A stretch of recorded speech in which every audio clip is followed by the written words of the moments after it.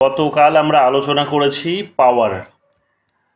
পাওয়ারের লেকচারটা খুবই সংক্ষিপ্ত একটি লেকচার ছিল এবং পাওয়ার নিয়ে আলাদা করে বিশেষ কিছু পড়ানো হয় না। বেসিক্যালি বিভিন্ন থিঙ্কার্স আমরা যেভাবে পড়েছি, তো সেই থিঙ্কার্সের আলোচনার মধ্যেই পাওয়ারের আলোচনাটি চলে আসে। তো গতদিন এগুলো তোমাদের আমি সবই বলেছি যে কোন থিঙ্কার্স পড়তে গেলে কিভাবে এটা আসে, কিন্তু তারপরেও খুব গভীরে আমরা যাইনি, কারণ খুব বেশি যে প্রশ্ন এখান থেকে করে তা নয়। এবং অনেকটা কি বলবো যে আমার মনে হয়েছে ইররিলেভেন্ট বর্তমান দিনে, কারণ পাওয়ারের বিষয়টি এই মডার্ন পিরিয়ডে এসে আর আলোচনা হয় না। তো এম্পেরিক্যাল যে যখন থেকে আমাদের স্টাডির যে অবকাশ তৈরি হয়েছে 1920-র দশকের পর থেকে বলা যেতে পারে, তো 1920s-এর পর থেকে যখন থেকে আমাদের এম্পেরিসিজমের উপর ফোকাস করা হয়েছে পলিটিক্যাল সায়েন্সে, এম্পেরিক্যাল অ্যাপ্রোচের উপর ফোকাস করে পলিটিক্যাল সায়েন্সের মূল বিষয়বস্তুগুলোর আলোচনা করা হয়েছে, তখন থেকে আমরা জানি যে পাওয়ারের এই প্রসঙ্গটিকে অবশ্যই নতুন করে এটাকে দেখার প্রয়োজন পড়েছে এবং দেখা হয়েছে। তো যখন থেকে দেখা হয়েছে তখন থেকে আমরা জানি যে ধীরে ধীরে এই পাওয়ারের আলোচনাটি তার প্রাসঙ্গিকতা হারিয়েছে এবং সেই জায়গায় আমরা দেখতে পাবো যে যে আলোচনাগুলো খুব গুরুত্বপূর্ণ ভূমিকা পালন করছে সেগুলো হচ্ছে যে এম্পেরিসিজমের অন্যান্য যে সমস্ত আরো ব্রাঞ্চগুলো আছে বা ইস্যুসগুলো আছে, যেমন হচ্ছে আচরণবাদের মধ্যে আচরণবাদ বা উত্তর আচরণবাদ, যেটাকে আমরা বলি বিহেভিয়ারালিজম, পোস্ট বিহেভিয়ারালিজম থেকে শুরু করে অজস্র কিছু আমরা জানি যে অজস্র কিছু এই ধরনের থিওরিজ আছে যেগুলো এই এম্পেরিক্যাল থিওরি হিসেবে কনসিডার হয়, এম্পেরিক্যাল অ্যাপ্রোচ হিসেবে কনসিডার হয়, যেগুলো চেষ্টা করেছে আমাদের পলিটিক্যাল সিস্টেমটাকে বা ইন জেনারেল পলিটিক্যাল সায়েন্সের যে ডিসকোর্স সেই ডিসকোর্সটাকে ডমিনেট করার। তো আমরা ফলে দেখতে পাচ্ছি যে পাওয়ারের আলোচনা আর এতটা বেশি সিগনিফিকেন্ট নয়, বাট হ্যাঁ কিছু প্রশ্ন অবশ্যই এখান থেকে আসে, আমাদের সেগুলো অবশ্যই জানতে হবে এবং আমাদের নিজেদেরও একটা মানে এই টপিকটা সম্পর্কে ধারণা না থাকলে যেহেতু আমরা অন্য টপিকগুলোকে লিঙ্ক করতে পারবো না বা ধরতে পারবো না, বুঝতে পারবো না, বা নিজেরাও যখন গবেষণা করব, আর্টিকেল লিখবো, কলেজে পড়াবো, তখন যেহেতু আমাদের নিজেদেরও প্রবলেম হবে, তাই একটুখানি আমাদের পড়তেই হবে। তো সে কারণে গতকাল যে লেকচারটা তোমাদের দিয়েছিলাম সেটাই এনাফ ছিল, আর দরকার পড়ে না বিশেষ করে। এরপরে তুমি যদি নিজে চাও তাহলে অবশ্যই লিঙ্ক নিজের থেকেই করে নিতে পারো, আমাদের ম্যাকিয়াভেলি থেকে শুরু করে হবস, তারপরে এখনো পর্যন্ত আহ, যে যে থিওরিজগুলো লিবারাল থিওরি এবং সেখানে সোশ্যালিস্ট থিওরি যেগুলো আমরা দেখছি, সবগুলোর মধ্যেই পাওয়ারের একটা আইডিয়া সেখানে কিন্তু সুপ্ত অবস্থায় রয়েছে, সেখানে কিন্তু সেটার মধ্যে ইনবিল্ট রয়েছে। বাট ট্র্যাডিশনাল থিওরিজগুলোতে বা থিঙ্কার্সদের আলোচনাতে আমরা অত্যধিক বেশি পাওয়ারের আলোচনা পেয়েছি। মডার্ন পিরিয়ডে বা ওই 1920s-এর পর থেকে যে সমস্ত থিওরি এবং থিঙ্কার্সরা উঠে এসেছেন তাদের আলোচনায় আমরা কিন্তু পাওয়ারকে অত্যধিক বেশি ফোকাস করতে দেখি না। তো ফলে এখন আমাদেরকে এর মধ্যেই সীমাবদ্ধ রাখলেই আইডিয়াটি আমাদের সম্পূর্ণতা পাবে, বলা যেতে পারে যে আমাদের ধারণা সম্পূর্ণতা পাবে যতটা আমাদের প্রয়োজন আছে। তো সেটা নিরিখে তো পড়িয়েছি তোমাদের, এবং তোমাদের এটাও গতকাল বলেছিলাম যে যে টপিকগুলো যে আমি তোমাদের বিষয়গুলো লেখালাম, পড়ালাম, বললাম, সেগুলোর অনেকগুলোই যেমন হচ্ছে ইনফরমেটিভ, বিশেষ করে বইয়ের নাম, কনসেপ্টের নাম, তো সেগুলোই বারবার দেখবে, ওগুলোই কমন পাবে। তাছাড়াও দু একটা এদিক ওদিক প্রশ্ন কমন পাবে বা আসতে পারে, সেগুলো একটু ডিফিকাল্ট হতে পারে তোমাদের জন্য, বাট যদি একটু ধারণাটা স্বচ্ছ থাকে তাহলে দেখবে সেগুলো ধরাটাও ডিফিকাল্ট নয়। বাট তারপরেও আমি বলছি কিন্তু সবগুলো কমন পাবে না, এটা কিন্তু তোমাকে সেই সময় ঢিল মেরে আসতে হবে।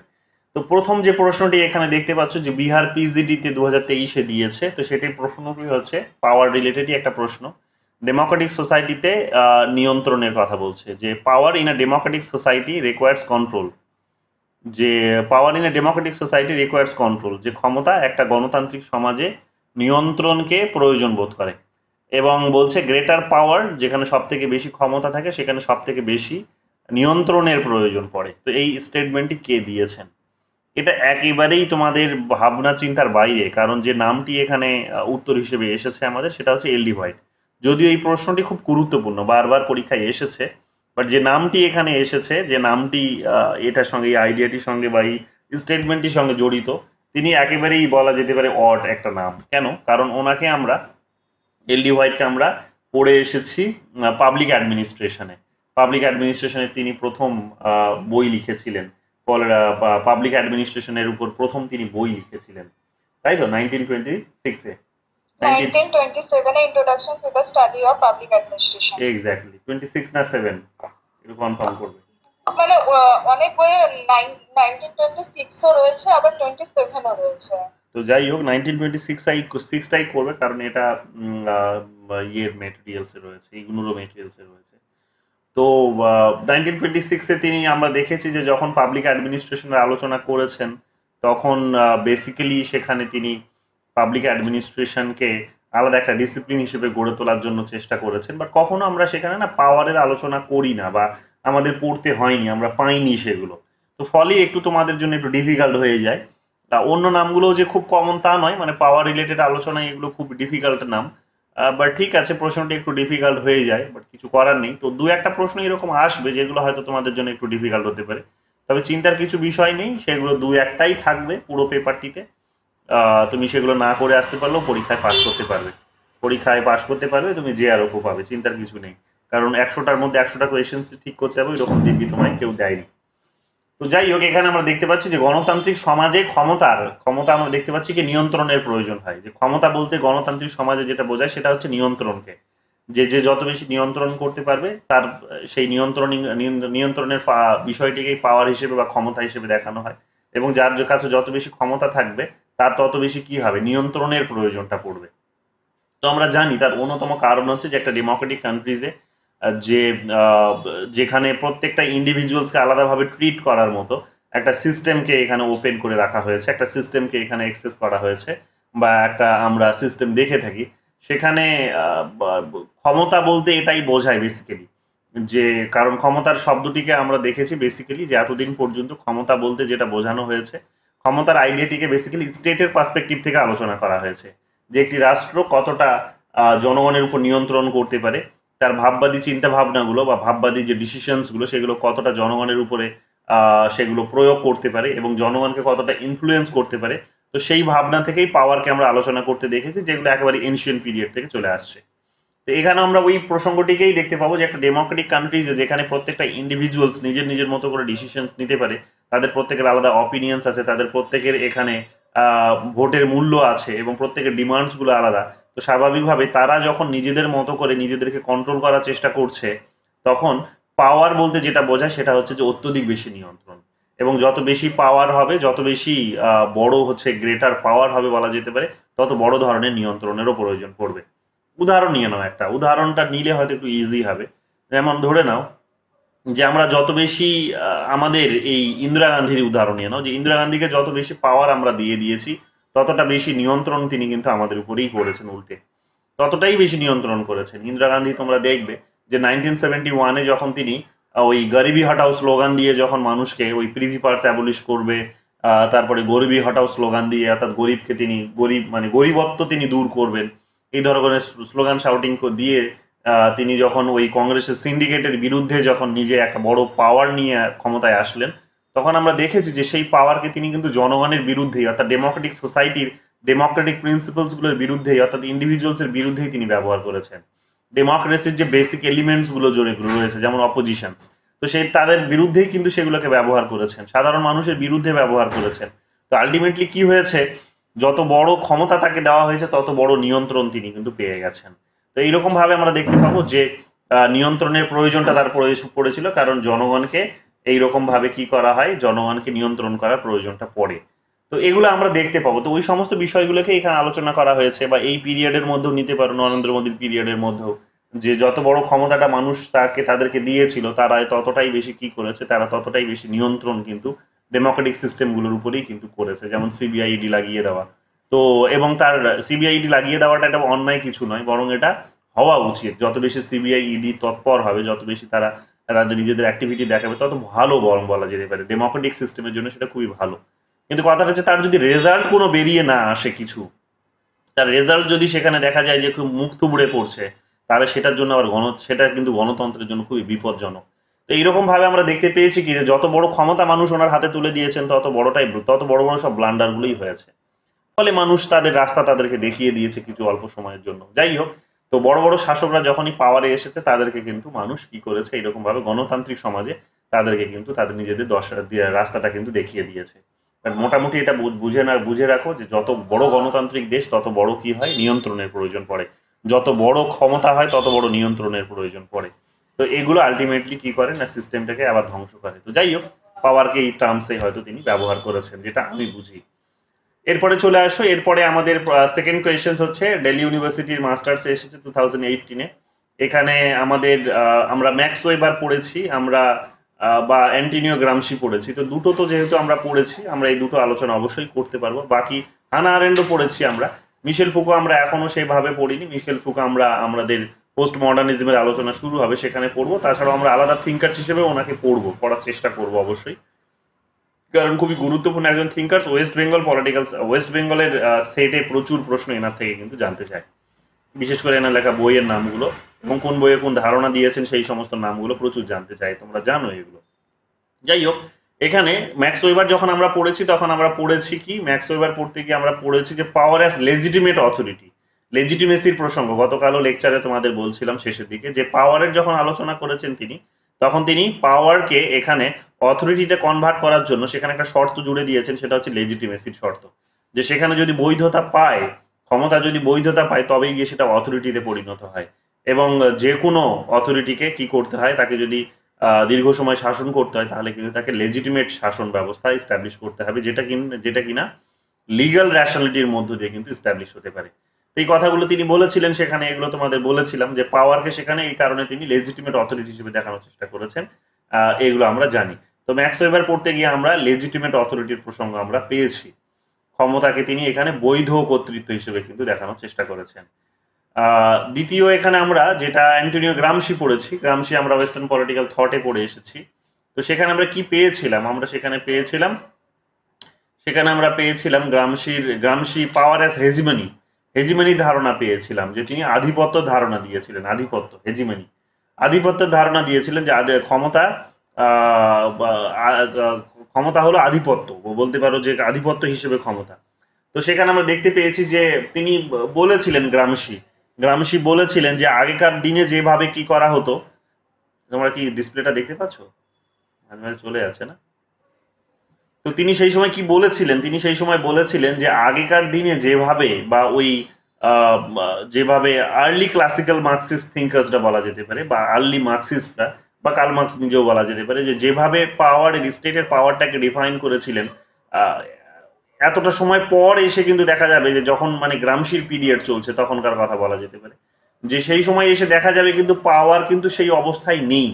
পাওয়ারকে কার্ল মার্কস যেভাবে ডিনোটস করেছিলেন বা দেখেছিলেন, সেটা হচ্ছে যে একটা কোর্টশিপ পাওয়ার হিসেবে দেখেছিলেন। একটা রাষ্ট্র, তার হাতে সেখানে পুলিশ আছে, প্রশাসন আছে, তার হাতে লাঠি আছে, কামান আছে, বন্দুক আছে, সমস্ত কিছুকে সে প্রয়োগ করে কি করছে না, যারা প্রোলেতারিয়েত, যারা লেবার ক্লাস, তাদের উপর সেখানে কিন্তু তাদের যে দাবি সমূহ, তাদের যে মুভমেন্ট, তাদের যে এজিটেশনস, তাদের শান্তিপূর্ণ আন্দোলনকে সেখানে কিন্তু হিংসা প্রয়োগ করিয়েছিল এবং তাদেরকে দমন করেছে, তাদেরকে এক্সপ্লয়েট করেছে।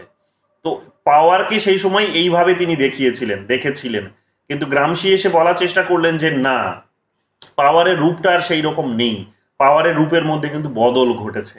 কার্ল মার্কস বা মার্কসিস্ট থিঙ্কার্সরা, আর্লি মার্কসিস্ট থিঙ্কার্সরা যেভাবে পাওয়ারকে দেখেছিলেন, এখন কিন্তু পাওয়ার সেইভাবে এক্সিস্ট করে না। পাওয়ার এখন আমরা দেখতে পাবো যে অনেকটা বেশি ওই ইনস্টিটিউশনাল না হয়ে এখন অনেকটা বেশি বলা যেতে পারে যে পাওয়ার এখন অনেকটা বেশি যে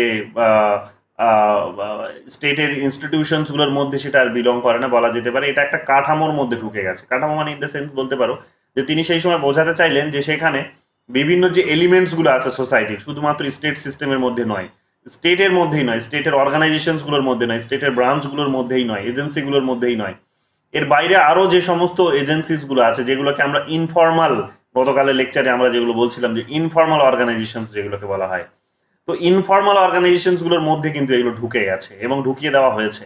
তো লিবারাল থিঙ্কার্সরা বা ক্যাপিটালিজম কি করেছে না, ক্যাপিটালিজম তার নিজের বৈধতাটাকে ধরে রাখার জন্য, তার নিজের পাওয়ারটাকে ধরে রাখার জন্য, তার পজিশনসটাকে ধরে রাখার জন্য সে কি করেছে না, এখন আর অতটা বেশি মানে আগে যেভাবে এক্সপ্লয়টেশন চালাতো এখনকার দিনে ততটা বেশি বা ওই একই ফর্মে এক্সপ্লয়টেশন চালায় না। এখন সে কি করে, এক্সপ্লয়টেশনের আকারটা, রূপটা বদলে গেছে। কিভাবে চালায়, তাহলে সে এক্সপ্লয়টেশন অবশ্যই কিন্তু সে চালায়, এবং বলা যেতে পারে আগের থেকে আরো অনেক বেশি পরিমাণ এক্সপ্লয়েট সে করছে, কিন্তু তার রূপটা বদলে গেছে। এবং সেখানে মানুষের কাছ থেকে এক প্রকার বলা যেতে পারে যে সাইলেন্ট কনসেন্টও সে কিন্তু আদায় করে নিয়ে আসছে। ফলে অধিক লেভেলে সে কিন্তু মানুষ আগের থেকে এখন অধিক পর্যায়ে বা অধিক পরিমাণে বলা যেতে পারে যে শোষিত বঞ্চিত হলেও সে কিন্তু সেই সিস্টেমটাকে মেনে নিয়েছে। কোন সিস্টেমটা? না, সিস্টেমটা হচ্ছে এটাই যে যে মানুষটিকে শোষণ করা হচ্ছে সেই মানুষটিকে প্যারালালি কিছু শুধু শোষণ করা হচ্ছে না। আগে যেটাকে শোষণ করা হতো শুধুমাত্র, তাকে এক্সপ্লয়েট করা হতো, তার হিউম্যান লেবারটিকে এক্সপ্লয়েট করা হতো, তার ক্রিয়েটিভিটিকে এক্সপ্লয়েট করা হতো। এখনকার দিনে সেটা হয় না, বরং বলা হচ্ছে, গ্রামসি বলছেন যে এখনকার দিনে যেটা হয় সেটা হচ্ছে যে লিবারেলসরা বা ক্যাপিটালিস্ট সিস্টেম যেটা করেছে সেটা হচ্ছে যে এদেরকে কিছুটা বৈধতাও দিয়েছে, অর্থাৎ এদের নিজেদের কতগুলো দাবি সমূহ মেনে নিয়েছে, কতগুলো অপরচুনিটিসও প্রদান করেছে। ক্যাপিটালিজম যেভাবে নিজে গ্রো করেছে তাতে আমরা দেখতে পাবো যে কিছু তার লাভ্যাংশ কিন্তু এই লেবার্সরা পাচ্ছে। তো লেবার্সরা পাচ্ছে দেখে তারা কি করতে চাইছে না, আর আন্দোলন করতে চাইছে না। কার বিরুদ্ধে? না, পাওয়ারের বিরুদ্ধে। তো এই পাওয়ারের বিরুদ্ধে আর আন্দোলন করতে চাইছেন, এবং পাওয়ারটাও অনেকটা জায়গায় ডিস্ট্রিবিউটেড হয়ে পড়েছে, ডিস্ট্রিবিউট করে দিয়েছে কাইন্ড অফ তারা। তো সেই রকম আমরা দেখতে পাবো যে সিভিল সোসাইটির যে প্রসঙ্গ তিনি সেই সময় টেনেছিলেন, তিনি বলেছিলেন যে এখানে সিভিল সোসাইটিস কি করে না, সিভিল সোসাইটির যে আইডিয়া, সেই আইডিয়ার মধ্যে এখানে কি ঢুকিয়ে দেওয়া হয়েছে না, এখানে পাওয়ারের কনসেপ্টটিকে ঢুকিয়ে দেওয়া হয়েছে। তারা আজকে এক্সপ্লয়েট করছে এবং স্বাভাবিকভাবে মানুষ সেটাকে কিন্তু ইগনোর করতে পারছে না, যেহেতু মানুষ প্রত্যেকদিন ওটার সঙ্গে জীবনযাপন করে। তো এমন পর্যায়ে সেটাকে নিয়ে যাওয়া হয়েছে যে সেটাকে মানুষ কিন্তু ছুঁড়ে ফেলে দিতে পারছে না। তো এই জায়গায় আমরা দেখতে পাবো কি যে পাওয়ারকে নিয়ে যাওয়া হয়েছে, মানুষ যেটাকে ইগনোরও করতে পারছে না। অন্যদিকে মানুষ ইগনোর না করার অন্যতম কারণও হচ্ছে যে সে কিছু বেনিফিটও পাচ্ছে, আগের মতো আর শুধু এক্সপ্লয়েটেড হচ্ছে না, কিছু বেনিফিটও প্যারালালি সে পাচ্ছে। তো ফলে কি হচ্ছে যে চরম পর্যায়ে একটা আধিপত্যের ধারণা এখানে কিন্তু তৈরি হয়েছে, যে স্টেটের যে আধিপত্য, সে আধিপত্যটা আরো চরম পর্যায়ে বৃদ্ধি পেয়েছে, বরং এটা কমেনি। এবং আলটিমেটলি কি হয়েছে? আলটিমেটলি তার বক্তব্যটা হয়েছে যে মানুষ কিন্তু শোষিত বঞ্চিতই আছে, বা কোটিপতিদের সঙ্গে যে এই প্রলেতারিয়েতের যে বা ক্যাপিটালিস্টদের সঙ্গে প্রলেতারিয়েতের যে গ্যাপটা, সেই গ্যাপটা কিন্তু আরো বৃদ্ধি পেয়েছে, বরং কমেনি। বৃদ্ধি পেয়েছে, এটা কমেনি। কিন্তু তারপরেও মানুষ এটা মেনে নিয়েছে, তার কারণ মানুষকে কিছু সুযোগ সুবিধা প্রদান করা হয়েছে, মানুষের সম্মতি নেওয়া হয় সেখানে, মানুষের সেখানে সেটা ডিরেক্ট না হলেও অনেক সময় ইনডিরেক্ট একটা কিন্তু কনসেন্ট থাকে, একটা লেটেন্ট কনসেপ্ট সেখানে কিন্তু, বা এই কনসেন্ট সম্মতি সেখানে কিন্তু থাকে। তো মানুষকে যেহেতু মূল্য দেওয়া হয়েছে, স্বাভাবিকভাবেই এখানে কি হয়েছে না, পাওয়ারের একটা আধিপত্য তৈরি হয়েছে। তো এই আধিপত্যটাকে ইগনোর করার জন্য বা এটার কাউন্টার করার জন্য তিনি বলেছিলেন যে কাউন্টার হেজিমনি এস্টাবলিশ করতে হবে। গ্রামসি এগুলো বলেছিলেন, এগুলো সবই তোমাদের পড়িয়েছে, তোমরা জানো, ক্লাস লেকচারসগুলো রয়েছে, তোমরা নিশ্চয়ই দেখেছো এগুলো। যারা পরে জয়েন করেছো চিন্তার কিছু নেই, ক্লাস লেকচারগুলো রয়েছে, দেখে নিতে পারো, খুব সুন্দর আলোচনা দিয়েছেন তিনি। তো আমরা দেখতে পাবো যে তিনি কি করেছেন, আমরা দেখতে পাবো এইরকম ভাবে কাউন্টার হেজিমনির কথা বলেছেন, পাওয়ারকে কাউন্টার করার জন্য। তো এইরকম ভাবে আমরা পাওয়ার অ্যাজ হেজিমনি হিসেবে তিনি কিন্তু এই বিষয়গুলোকে দেখানোর চেষ্টা করেছেন। তো এগুলো ভালো করে দেখে নিও। এরপরে দেখো এখানে হানা আরেন্টের প্রসঙ্গ, আর আমি মিশেল ফুকোটা আপাতত ছাড়ছি, কারণ এগুলো আমাদের আবার আলোচনা হবে, হানা আরেন্টটাও অল্প করে হবে, বাট আপাতত এগুলোকে ছাড়ছি। এখানে শুধু দেখে নাও যে এখানে ক্যাপাসিটির কথা বলেছে আর ক্যাপিলারি অ্যাকশনের কথা বলেছে। আমি এখন এই দুটোতে যাচ্ছি না, বাট এই বাকি যে দুটো বললাম এগুলোতে ভালো করে ধ্যান দাও, ঠিক আছে? তো এগুলো খুবই গুরুত্বপূর্ণ, বারবার এগুলো থেকে কিন্তু প্রশ্ন আসে। যেমন এখানে পাওয়ার অ্যাস হেজিমনি দিয়েছে, অনেক সময় দেখতে পাবে ডান দিক বাঁ দিক মেলাতে দেয়, হেজিমনি বাঁ দিকে রয়েছে, ডান দিকে দেখবে রয়েছে মিশেল গ্রামসির নাম। তো ডান দিক বাঁ দিকে এভাবেও কিন্তু সেইগুলোকে মেলাতে দেয়। তো টার্মিনোলজিসগুলোর দিকে ভালো করে ধ্যান দাও, কে কোন টার্মিনোলজি দিয়েছে, তাহলেও দেখবে অনেকটা কমন পেয়ে যাবে, ঠিক আছে? এগুলো হচ্ছে ট্রিক্স পরীক্ষায় পাস করার, অল্প পড়ে। 3 নাম্বার দেখো, এখানে 3 নাম্বার কি বলছে, হু among the following talked about a third dimensions of power. Third dimensions of power নিয়ে যিনি আলোচনা করেছেন তিনি হচ্ছেন এখানে স্টিভেন লুকাস, ঠিক আছে? তার একটা বিখ্যাত বই ছিল, সেটা হচ্ছে পাওয়ার আর র্যাডিক্যাল ভিউ। 1974-এ যে বইটা বের করেছিল, থার্ড ডাইমেনশনস অফ পাওয়ার, সেখানে মানে এই বইয়ে তিনি থার্ড ডাইমেনশনস অফ পাওয়ার দিয়েছেন। তো 3টে ডাইমেনশনস এখানে বলে দিয়েছে, ফার্স্ট, সেকেন্ড আর থার্ড। আমি ডিটেলসে যাচ্ছি না এটাতে, কারণ এটা আমি আর একটু ডিটেলসে দেখতে চাই, তোমরা এটা একটু দেখে নিও। মানে ইনি একজন মার্কসিস্ট থিঙ্কার্স, স্টিভেন লুকাস, ঠিক আছে? বুঝতেই পারছো, একটা রাশিয়ান নাম। তো স্বাভাবিকভাবে এটা একটু আমাকে একটু দেখতে হবে, বাট আপাতত যতটা আমি এখানে মেনশন করে দিয়েছি তোমরা এটা দেখে নিও। এই 2-1টা প্রশ্ন এরকম ডিফিকাল্ট আছে, বাকিগুলো খুবই ইজি আছে। চলে আসো পরের প্রশ্নে। পরের প্রশ্নটা কি বলছে, which of the following is considered as a questions of who gets their way, how often they get their way and over what issue they get their way. তো এটা হচ্ছে ক্ষমতার কথা বলা হয়েছে, যে ক্ষমতার যে প্রশ্ন, মানে এখানে মানে রাষ্ট্র ক্ষমতা বলতে যেটা বোঝায় বা ক্ষমতা বলতে যেটা বোঝায়, পলিটিক্যাল পাওয়ার যেটা বোঝায়, সেটাই আলটিমেটলি ডিসাইড করে দেয়, যে এই প্রশ্নটি ডিসাইড করে দেয় যে কে কোন রাস্তায় যাবে, সে কতটা পাবে, সে কতটা পাবে না, এই সমস্ত কিছুগুলো কিন্তু ক্ষমতাই ডিসাইড করে দেয়। অ্যালান বল খানিকটা এই ধরনেরই কথা বলেছে, ইউজির পরীক্ষায় একাধিকবার প্রশ্নটি এসেছে। অ্যালান বল খানিকটা এই ধরনের কথা বলেছে যে রাষ্ট্র ক্ষমতাই কিন্তু আলটিমেট কথা, এবং রাষ্ট্র ক্ষমতাই বা পলিটিক্যাল পাওয়ারই বা ইন জেনারেল পাওয়ার সমস্ত কিছু ডিসাইড করে দেয়। তো এগুলো দেখবে পাওয়ারের আইডিয়ার সঙ্গে জড়িত, পাওয়ারই আলটিমেটলি সব ডিসাইড করে দেয়। এবং ডেমোক্রেটিক কান্ট্রিজেও মানে এটা ভাববার কোনো বিষয় নেই যে ডেমোক্রেটিক কান্ট্রিজে আছি মানে সেখানে পাওয়ারের আইডিয়াটি এখন ওই প্লুরালিস্ট থিঙ্কারদের মতে সেটা এখন সোসাইটিতে ছড়িয়ে গেছে। অনেকগুলো এখানে এখন অর্গানাইজেশন তৈরি হচ্ছে, সকলের মধ্যে এখানে এই সমস্ত পাওয়ারের কনসেপ্টটি ডিভাইড হয়ে গেছে, শেয়ার হয়ে গেছে। এটা ভাববার কোনো বিষয় নেই। এদের কাছে আমরা বলতে পারি মেথডটা রয়েছে, কিন্তু আলটিমেট বা বলতে পারো এদের কাছে শুধুমাত্র ওই শেলের বলতে পারো বন্দুকের শেলটাই শুধু রয়েছে, ভেতরের বারুদটা কিন্তু বলতে পারো যেটা আলটিমেটলি আগুনটাকে জ্বালাতে পারে। কিসের আগুন না, ধরতে পারো ক্ষমতার আগুন। সেই ক্ষমতার আগুনটা বলতে পারো এর হাতেই রয়েছে। কার হাতে? এখনো পর্যন্ত হয়তো স্টেটের আইডিয়াটা সেইভাবে শক্তিশালী নয়, কিন্তু কিছু লিবারেলস তারা হয়তো সেখানে, বা কিছু ক্যাপিটালিস্ট তারা কন্ট্রোল করছে পুরো সিস্টেমটাকে, তাদের হাতেই দেখবে রয়েছে। তো এইরকম ভাবে তোমরা দেখতে পাবে যে ডেমোক্রেটিক কান্ট্রিজেও এখনো পাওয়ার কিন্তু বেশ গুরুত্বপূর্ণ একটা জায়গা দখল করে আছে। যদিও এই পাওয়ারগুলো আর স্টেটের ওই ব্রুটাল পাওয়ার নয়, এবং ব্রুটাল পাওয়ারের অবনতিও হচ্ছে ইমিডিয়েট। দেখলে তোমরা বাংলাদেশের কথা গতকাল বলছিলাম যে ব্রুটাল ফোর্স ক্রিয়েট করলে তার পতনটা খুব তাড়াতাড়ি হয়, অনিবার্য। সেটা অবধারিত এক প্রকার। এটা ইউএস এরও হয়েছে, এটা বাংলাদেশেরও হচ্ছে। আমরা দেখেছি যে ইউএস যখন ওই কোরিয়ান ওয়ারে যখন মানে খুব খারাপ রকম ভাবে এসে যুদ্ধ করছে, হিউম্যানিটেরিয়ান ক্রাইসিস একটা কিন্তু তৈরি করছে, এনভায়রনমেন্টাল ক্রাইসিস যখন তৈরি করছে, তখন স্টুডেন্টসরা তাদের বিরুদ্ধে মুভমেন্ট করেছে। এখনো আমরা দেখতে পাচ্ছি যে প্যালেস্তাইনের বিরুদ্ধে যেভাবে তারা যুদ্ধ করছে, যেভাবে ইসরায়েলকে অস্ত্র সরবরাহ করছে, তাতেও কিন্তু স্টুডেন্টরা কিন্তু সামনের সারিতে চলে এসেছে, এবং তারা কিন্তু অ্যাডমিনিস্ট্রেশনের বিরোধিতা করছে। আবার অন্যদিকে বাংলাদেশেরও যদি আমরা প্রসঙ্গ দেখি, তাহলে দেখবে যে যেভাবে সেখানে সেনাবাহিনীকে রাস্তায় নামানো হলো, গুলি করা হচ্ছে সাধারণ নিরীহ মানুষদেরকে, ইউথদেরকে, ছাত্রদেরকে, তো সেটা বুঝিয়ে দিল যে এই ধরনের ব্রুটাল পাওয়ার কিন্তু বেশি দিন টেকসই হবে না।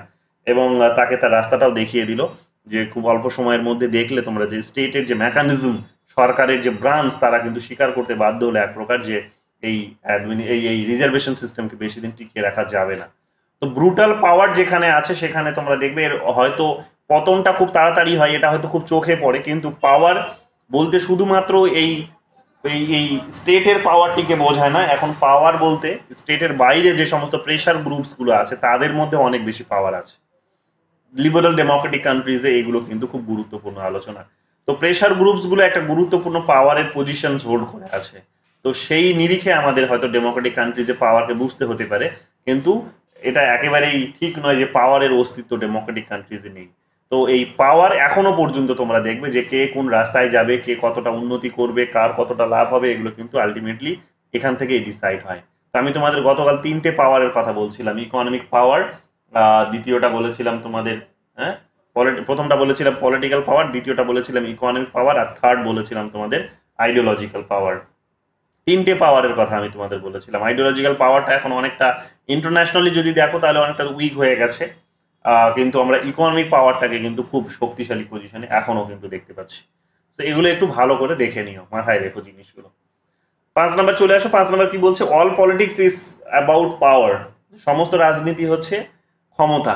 কি বলছে? The practice of politics is often portrayed as little more than the exercise of power. The practice of politics is often portrayed as little more than the exercise of power. এটা বলছে যে পলিটিক্সকে অনেক সময় কি করা হয় না, রাজনীতির থেকেও, ক্ষমতার থেকেও অনেক বেশি গুরুত্ব দেওয়া হয়। কিন্তু সমস্ত পলিটিক্স আবার হচ্ছে কিন্তু ক্ষমতার রাজনীতি, বা সমস্ত রাজনীতি হচ্ছে ক্ষমতার রাজনীতি। তো রাজনীতিকে হয়তো এখন অত্যধিক বেশি গুরুত্ব দেওয়া হয়, এটা ঠিক, কিন্তু তার মানে এই নয় যে সেখানে ক্ষমতা নেই। কিন্তু সব রাজনীতি হচ্ছে আবার ক্ষমতার রাজনীতি। এটা অ্যালান বল এই ধরনের কথা বলেছেন। এগুলো বারে বারে অ্যালান বলের এখানে রেফারেন্স আসবে। তো অ্যালান বল খানিকটা এটাই বলেছেন যে হয়তো এখনকার দিনে এখনকার দিনে হয়তো রাজনীতিটাকে ক্ষমতাটাকে হয়তো কম মূল্য দেওয়া হচ্ছে, ক্ষমতা নিয়ে হয়তো কম চর্চা হচ্ছে, রাজনীতি নিয়ে হয়তো বেশি চর্চা হচ্ছে, কিন্তু তার মানে এই নয় যে সেটা কিন্তু রাজনীতির, সেটা কিন্তু ক্ষমতার আলোচনা নয়। কেন? তার কারণ সমস্ত রাজনীতি হচ্ছে আবার ক্ষমতারই রাজনীতি। তো এটা যেমন একদিকে একটা স্টেটমেন্ট ঠিক, যে এটা আমরা দেখতে পাই। দ্বিতীয় স্টেটমেন্ট বলছে এখানে দেখো, students of politics and students of power. এটাও ঠিক। তার মানে ওটা যদি মানে পলিটিক্স বলতে যদি পাওয়ার হয় আর পাওয়ার বলতে যদি পলিটিক্সকে বোঝায়, তাহলে যারা রাজনীতি নিয়ে পড়াশোনা করছে তাহলে তারা ক্ষমতা নিয়েই পড়াশোনা করছে, পাওয়ার নিয়ে পড়াশোনা করছে। যারা পাওয়ার নিয়ে পড়াশোনা করছে তারা পলিটিক্স নিয়েই পড়াশোনা করছে, একেবারে স্বাভাবিক কথা। They seek to know who has it, how it is used and on what basis it is exercised. তারা কি জানতে পারে বা তারা তাদের যেটাকে তারা জানতে পারে যে এটা, এই পাওয়ারটা কার আছে এবং সে কিভাবে ব্যবহার করে এবং কিসের ভিত্তিতে সে এই ক্ষমতাটিকে ব্যবহার করছে।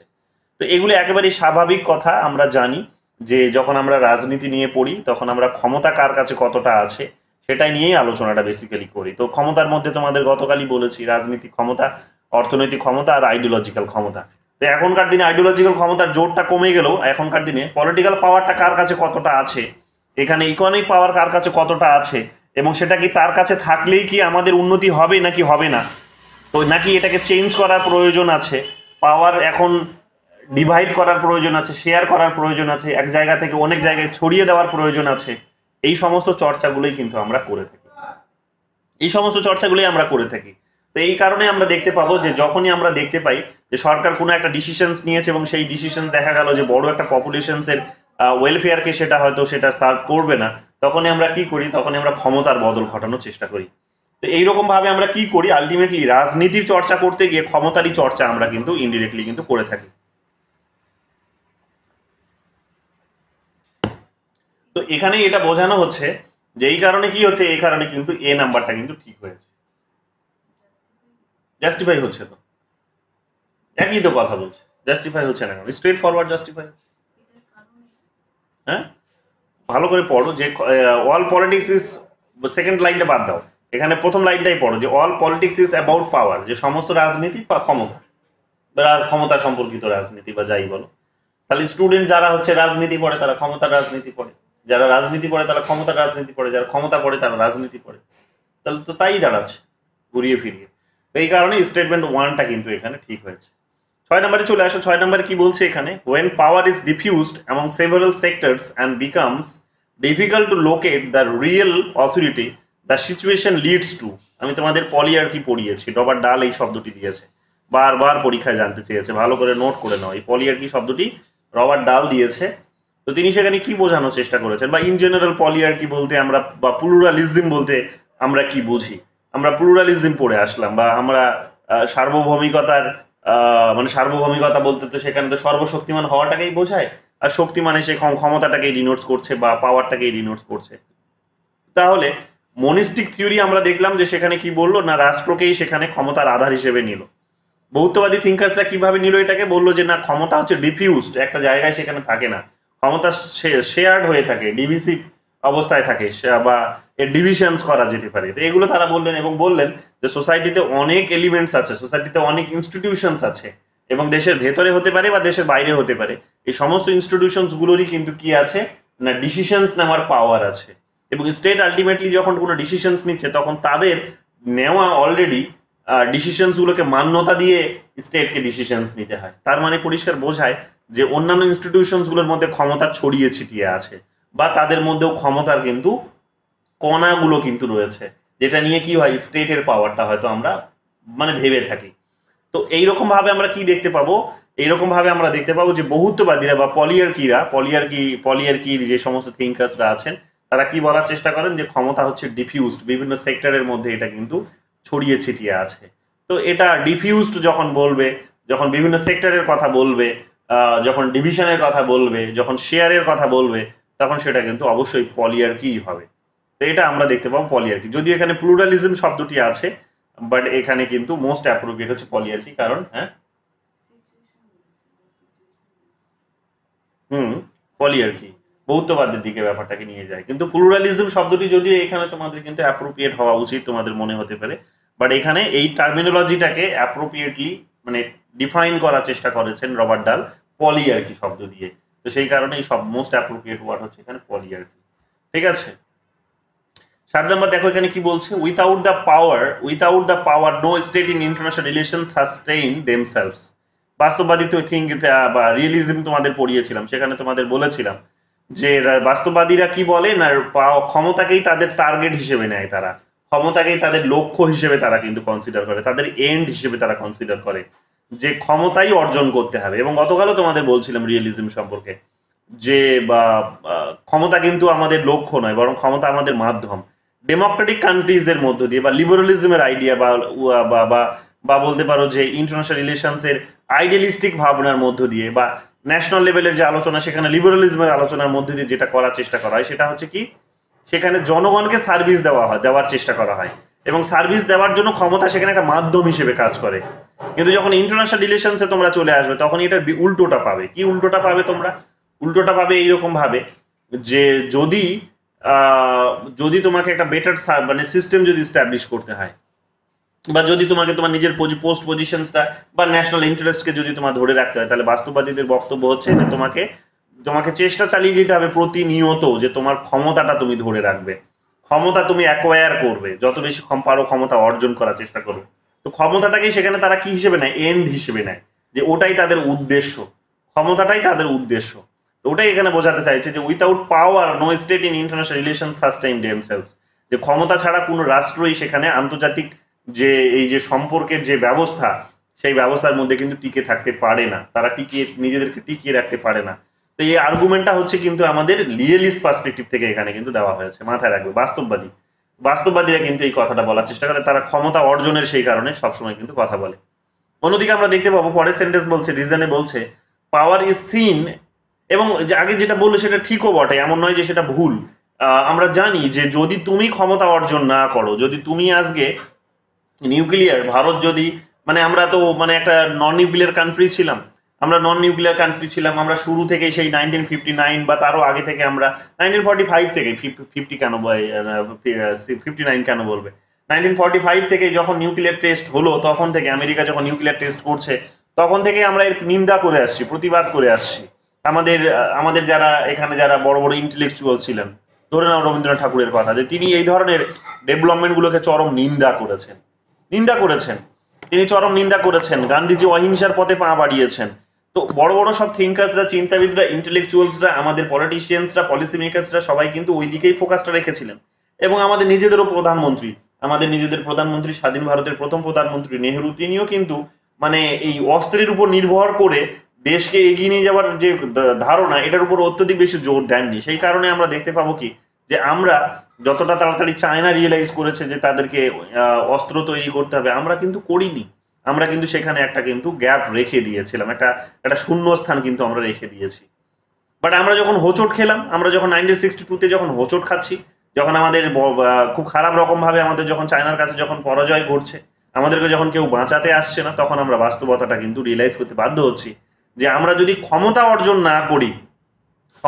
যদি না করি, আমাদেরকে এইরকম ভাবে কি হবে, আমাদের প্রতিবেশীর হাতে হয়তো বারে বারে আমাদেরকে হয়তো সেখানে অপর্যস্ত হতে হবে, বিধ্বস্ত হতে হবে, আমাদেরকে কিন্তু অপমানিত হতে হবে, আমাদের নিজেদের সার্বভৌমিকতা সেখানে হয়তো প্রশ্ন চিহ্নের মুখে দাঁড়িয়ে পড়বে।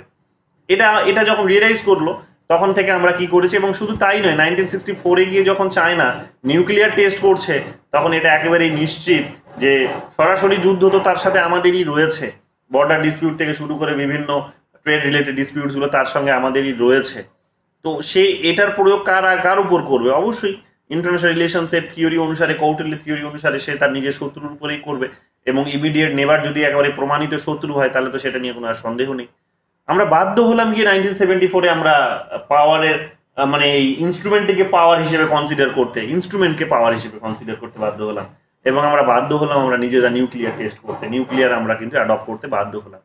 তো যে কান্ট্রিটা নিজেই কিনা গোটা বিশ্ব জুড়ে প্রতিবাদ করে আসছিল এই সমস্ত পাওয়ারের কনসেপ্টের, এই সমস্ত বাস্তববাদী ধারণার, এই সমস্ত একটা হিংসাত্মক একটা রাস্তার, 1959-এ যে কারণে আমরা দেখবে আমাদের comprehensive partial test ban treaty আসছে, আমাদের সেখানে একটা বড় সেখানে কিন্তু জোর ছিল 1968-এ যখন তোমরা দেখতে পাবে যে নিউক্লিয়ার নন প্রলিফারেশন ট্রিটি আসছে, তখন সেটা নিয়ে আসার পেছনে আমাদের একটা বড় অবদান ছিল, আমাদেরই বড় অবদান ছিল যে যাতে নিউক্লিয়ার এই প্রলিফারেশনস গুলো বন্ধ হয়, ঠিক আছে।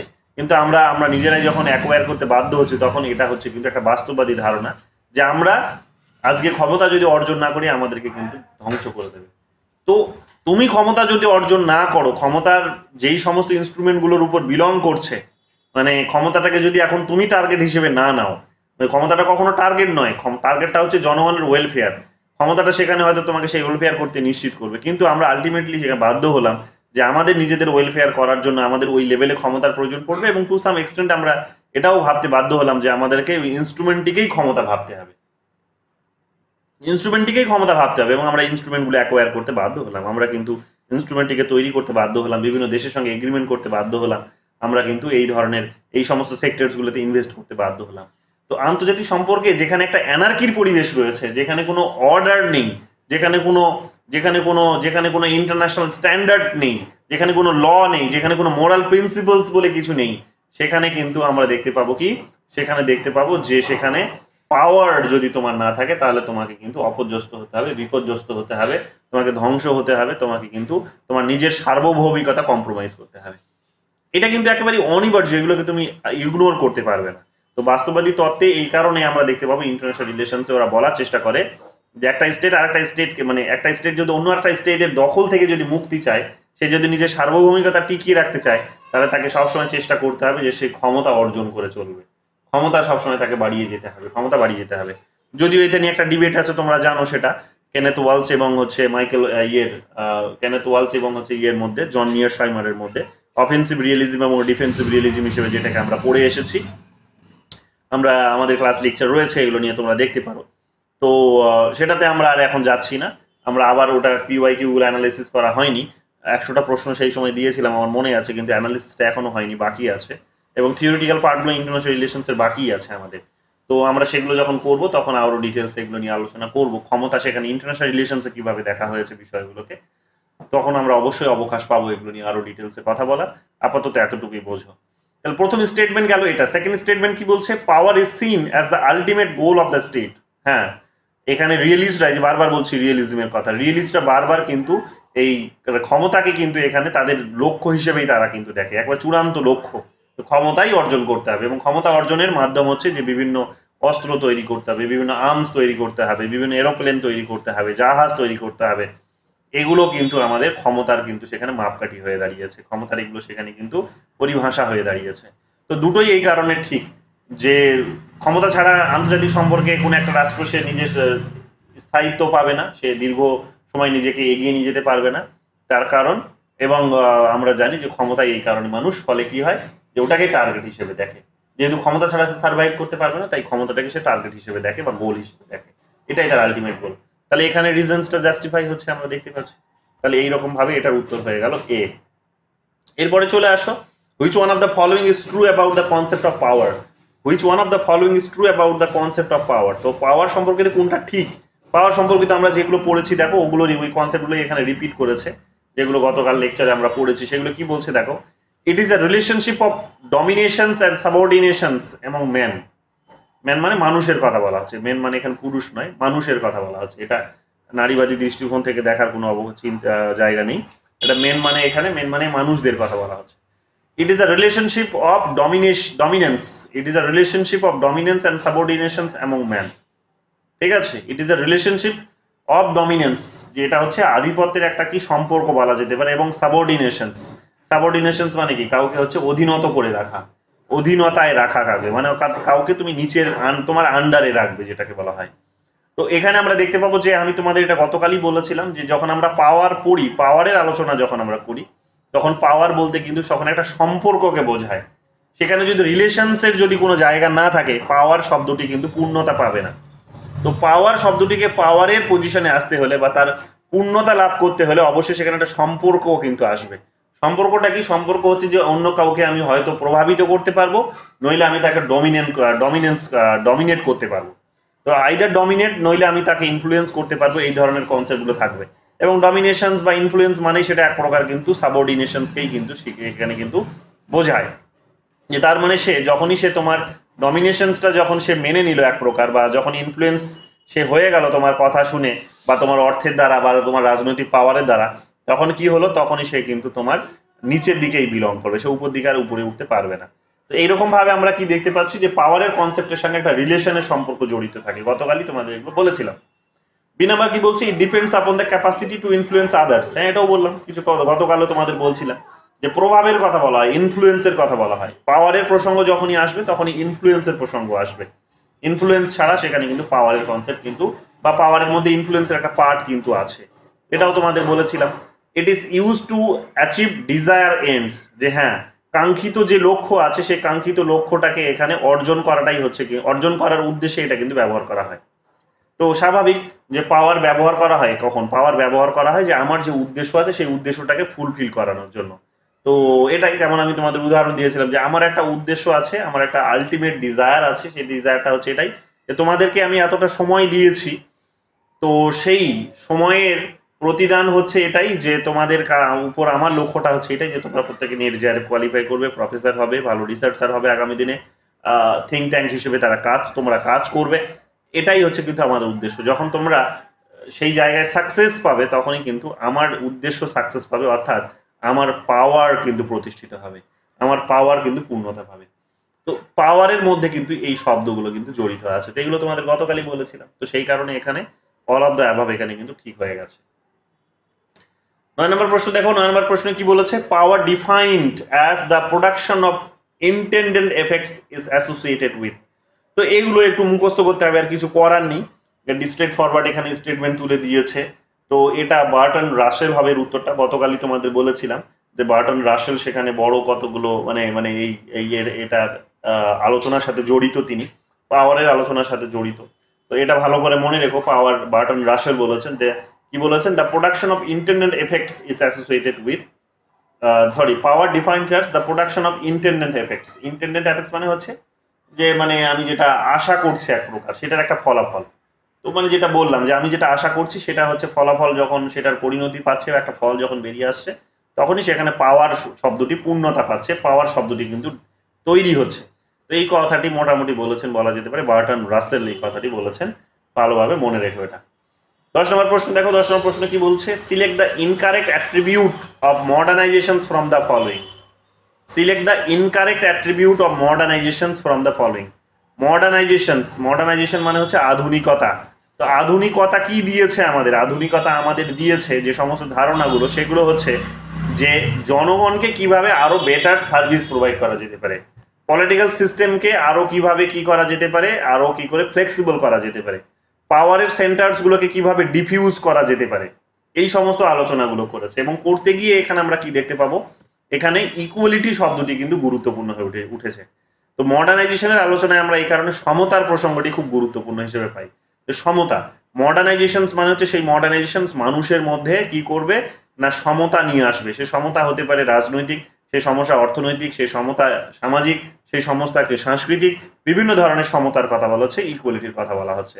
তো মডার্নাইজেশনস মানে হচ্ছে, মডার্ন কথার অর্থ হচ্ছে যে মানুষের সঙ্গে মানুষের একটা গভীর সম্পর্কের জায়গা তৈরি করা, প্রত্যেকের মধ্যে একটা সমতা এস্টাবলিশ করা। তো মডার্নাইজেশনের সঙ্গে এই সমতা এইরকম ভাবে জড়িত আছে। তো এটা আমরা জানি, এগুলো আমরা পড়েই আসছি, বিভিন্ন থিঙ্কার্স গুলো তাদের আলোচনাগুলোর মধ্যেই আমরা এগুলো পাচ্ছি।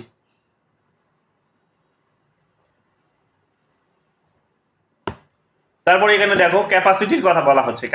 ক্যাপাসিটি মানে হচ্ছে যে বলতে পারো যে এখানে মানে কি ক্ষমতা বলতে পারো, করার ক্ষমতা, কিছু করার, কাজ করার ক্ষমতা, ক্যাপাসিটি। তো এটাও আমরা দেখতে পাচ্ছি যে প্রত্যেকটা মানুষ তার, অনেকের হয়তো ক্ষমতা নেই, এটা দেখা যাচ্ছে যে অনেকের এখানে ক্ষমতা নেই, তাহলে সেই ক্ষমতার আইডিয়াগুলো তাকে কিন্তু তৈরি করে দেওয়া হচ্ছে, মানে ক্যাপাসিটি, তার যে সামর্থ্য যেটাকে বলতে পারো, বা ক্যাপাবিলিটিটাকেও এখানে একই শব্দে ব্যবহার করা যেতে পারে।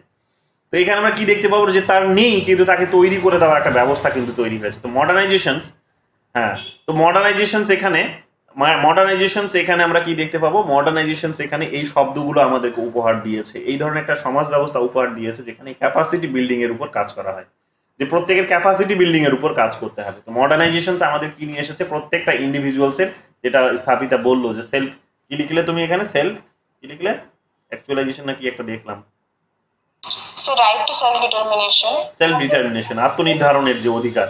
তো আত্মনির্ধারণের অধিকারের জন্য ক্যাপাসিটি বা সামর্থ্যের কথা বলতে পারি, ক্ষমতার কথা বলতে পারি। তো সেগুলোর আলোচনাগুলোকে ওপেন করে দিয়েছে আমাদের আধুনিকতা। তো আধুনিকতা আমাদের সেগুলো নিয়ে এসেছে। আর কি নিয়ে এসেছে আধুনিকতার আলোচনার মধ্যে আমরা যেগুলো পাই সেটা হচ্ছে ডিফারেন্সিয়েশনস।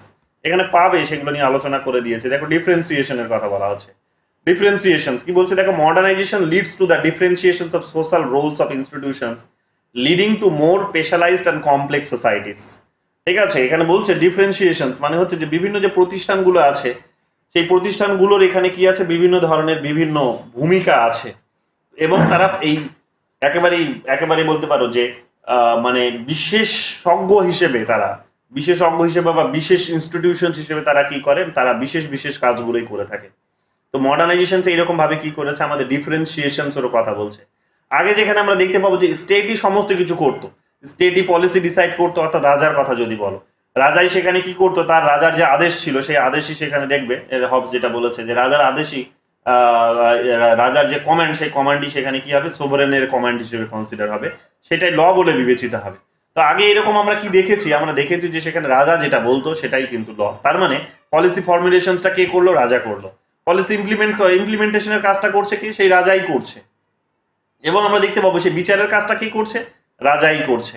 তো সমস্ত কিছু কাজগুলো আমরা দেখতে পাবো কি যে রাজাই করছে। রাজার তরফ থেকেই দেখবে সেখানে ঢোল নিয়ে দেখবে সেখানে কি করা হতো, গ্রামে গিয়ে ঢোল পিটিয়ে সেখানে কি করা হতো, সেখানে কিন্তু সরকারের যে নিউজগুলো আছে সেগুলো কিন্তু সার্কুলেট করা হতো।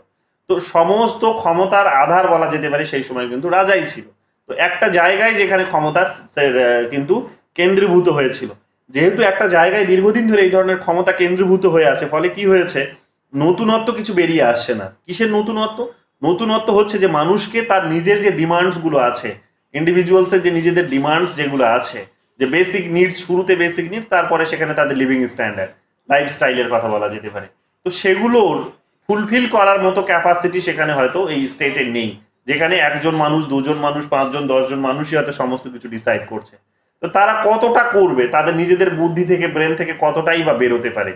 তো এখানে মডার্নাইজেশনের যখন আমরা আলোচনা করছি তখন আমরা দেখতে পাবো যে না, এই ট্র্যাডিশনাল এই ধরনের ক্ষমতার সেন্টারের পরিবর্তে আমরা দেখতে পাবো যে পাওয়ারের সেন্টারের পরিবর্তে ডিফিউসিভ একটা আইডিয়া, ডিফারেন্সিয়েশনের আইডিয়াগুলো সেখানে কিন্তু গুরুত্বপূর্ণ হয়ে ওঠে।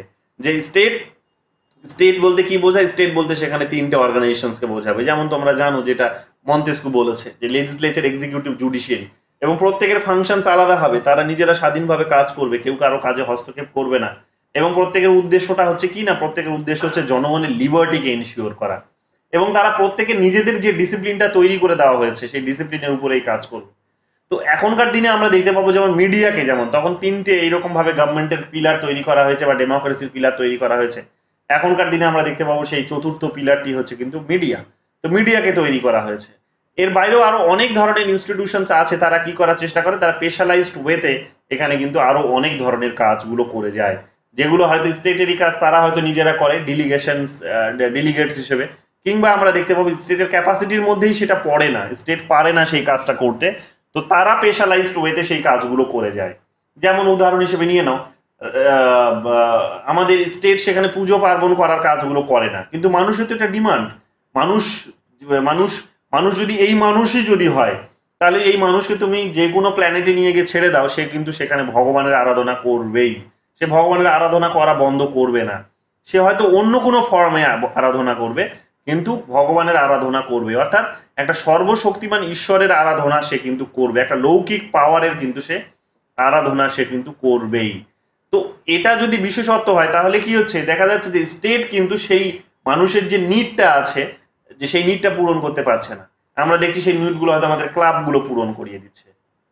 ক্লাবগুলো কি করছে না, প্রত্যেক বছর তারা আমাদের জন্য পুজোর ব্যবস্থা করছে। সেই পুজোতে আমরা সবাই মিলে জমায়েত হচ্ছি, এবং পুজো আসছে বলে আমরা তখন একটা সরকারি হলিডে পাচ্ছি। আমাদের সেই সময় প্রচুর মানে ইকোনমিক্যাল সার্কুলেশনসও হয়, অনেক কিছুই হয়, তোমরা জানো। তো আলটিমেটলি এগুলো কি করেছে, আলটিমেটলি মানুষের যে চাহিদাগুলো আছে সেই চাহিদাগুলো পূরণ করে দিয়েছে। তো এইরকম ভাবে সোসাইটির মধ্যে অনেক ইনস্টিটিউশনস আছে, যে ইনস্টিটিউশনসগুলো স্পেশালাইজড ওয়েতে একেবারে তারা কি করছে, নিজেদের ডিউটিসগুলো পালন করছে, তাদের রোলগুলো পালন করছে। তো মডার্নাইজেশন যখন বলা হচ্ছে তখন কি বলা হচ্ছে, তখন এই ডিফিউশনের কথা বলা হচ্ছে। এই ডিফারেন্সিয়েশনের কথা বলা হচ্ছে, এই স্পেশালাইজেশনের কথা বলা হচ্ছে, মডার্নাইজেশন বলতে এগুলো বোঝায়। কিন্তু পাওয়ারের আলোচনাটা কখন হয় না, আমি তোমাদের বললাম যে পাওয়ারের আলোচনাটা হচ্ছে এক প্রকার ট্র্যাডিশনাল ওয়েতেই ব্যবহার হয়, যেখানে কি আছে, পাওয়ার বলতে যেখানে দুটো আইডিয়া আছে, যে শুধুমাত্র সেখানে যে সম্মতি আছে বা লেজিটিমেসি আছে, ম্যাক্স ওয়েবার যেটা বলেছেন তা কিন্তু নয়, এর পাশাপাশি কোর্শনও আছে, দমনমূলক নীতিও আছে। অর্থাৎ যে ডেমোক্রেটিক গভর্নমেন্টকে তুমি হয়তো মানে তুমি হয়তো বলতেই পারো যে ডেমোক্রেটিক যদি গভর্নমেন্ট হয় তাহলে সে আর কোর্শন করবে না, সে আর দমনমূলক দমন চালাবে না, সে শোষণ করবে না। তাহলে তুমি তোমাকে বলতে পারি যে তুমি এখনো মূর্খের রাজ্যে বাস করছো। কেন? তার অন্যতম কারণ হচ্ছে যে হিউম্যান নেচারের মধ্যেই এর প্রবলেমটা লুকিয়ে আছে। বড় বড় থিঙ্কার্সরা যেটা নিয়ে বলার চেষ্টা করেছে, যে জনগণ তোমাকে শাসন করার জন্য ক্ষমতা তুলে দিয়েছে, বা আমি যে চাহিদা নিয়ে ক্ষমতা তুলে দিয়েছি সরকারের হাতে, কালকে যখন সরকার আমার চাহিদাটা পূরণ করানোর জন্য চেষ্টা করবে, তখন গিয়ে কি করবে, সে তখন আমারই স্বাধীনতাটাকে সবার আগে তাকে কিন্তু নিয়ন্ত্রণ করতে হবে। নইলে সে আমার নিজের হয়তো কি করতে পারবে না, আমার নিজের হয়তো সে চাহিদাটুকু পূরণ করতে পারবে না, কিংবা আমারটা হয়তো পূরণ করবে, কিন্তু করতে গিয়ে অন্য আর একজনের, আমার এক বন্ধুর কিন্তু সে কি করবে, সে হয়তো সেখানে চাহিদার উপর কিন্তু নিয়ন্ত্রণ আরোপ করবে। তো এতে করে কি হয়ে যাবে, এতে করে একটা বাস্তব চিত্র উঠে আসবে সরকারে, সেটা হচ্ছে যে যেখানে সে কি করবে না, একেবারে সার্ভিস দেওয়ার জন্য কাজ করবে স্টেট, অন্যদিকে সে কিন্তু নিয়ন্ত্রণমূলক একটা অর্গানাইজেশন হিসেবেও কাজ করবে। তাকে কিন্তু বন্দুক চালাতে হবে, তাকে কিন্তু গুলি চালাতে হবে, তাকে কিন্তু সেনাবাহিনী রাখতে হবে, তাকে কিন্তু অস্ত্র রাখতে হবে। তাহলে যেই স্টেটকে আমরা এখানে ওয়েলফেয়ার দেওয়ার জন্য তৈরি করছি, যে স্টেটের অর্গানাইজেশনগুলোকে আমরা স্টেটে আমাদের ওয়েলফেয়ার দেওয়ার জন্য তৈরি করছি, আমরাই কিন্তু আবার কি করছি, নিজেদের ভালোর জন্য আমরা কি করছি না, তাদের হাতে অস্ত্র তুলে দিচ্ছি। হিউম্যান নেচারের মধ্যেই যেহেতু এই প্রবলেমটা লুকিয়ে রয়েছে, কাজে এটা একেবারে স্বাভাবিক বিষয়, এটা বুঝে নাও যে পাওয়ারের মধ্যেই এই ধরনের, যেমন একটা লেজিটিমেসির মধ্য দিয়ে সরকার গঠন করা, বা একটা বা পাওয়ারের কনসেপ্টটিকে আমরা বুঝতে পারি যে সেখানে একটা লেজিটিমেসি থাকে, কনসেন্ট থাকে, একটা পজিটিভনেস যেখানে আছে, একটা নেগেটিভ সাইডও প্যারালালি কিন্তু পাওয়ারের মধ্যে আছে। সেটা কি, সেটা হচ্ছে যে তাকে কিন্তু অটোমেটিক ওয়েতে কিন্তু শাসন করার জন্যই তাকে কি করতে হবে, হাতে বন্দুক তুলে নিতে হবে। অর্থাৎ আমাকে যদি আজকে ওয়েলফেয়ার দিতে হয়, তাহলে কারো কাছ থেকে তাকে কেড়ে নিয়ে আসতে হবে, তাকে কারো উপর ট্যাক্স বসাতে হবে। এবার সে তো ট্যাক্স স্বেচ্ছায় দিতে চাইবে না, তো তখন তাকে কি করতে হবে না, তখন তাকে তার পুলিশ অ্যাডমিনিস্ট্রেশনের ভয় দেখাতে হবে। তো এই রকম ভাবে আমরা দেখতে পাবো কি যে স্টেট কিন্তু ফাংশনস করে। তো কাজেই এই যে পুরনো আইডিয়া, মানে এই যে স্টেটের যে আইডিয়া, যেখানে কি আছে বা পাওয়ারের কনসেপ্টই রয়েছে, বা পাওয়ারের যে কনসেপ্ট, সেখানে আমরা দেখতে পাবো একটা কোর্শন রয়েছে। এই কোর্শন থাকার ফলে এটা অনেকটা বেশি পুরনো আইডিয়া হয়ে গেছে, কিন্তু নতুন আইডিয়াগুলো হচ্ছে এটা, যেটা মডার্নাইজেশনের সঙ্গে জড়িত। কিন্তু এটা চর্চা এখনকার দিনে না হলেও, এই নেগেটিভিটিটাকে নিয়ে চর্চা না হলেও, নেগেটিভিটিটাকে যে একেবারে কমপ্লিটলি আমরা ইগনোর করতে পারবো তা কিন্তু নয়।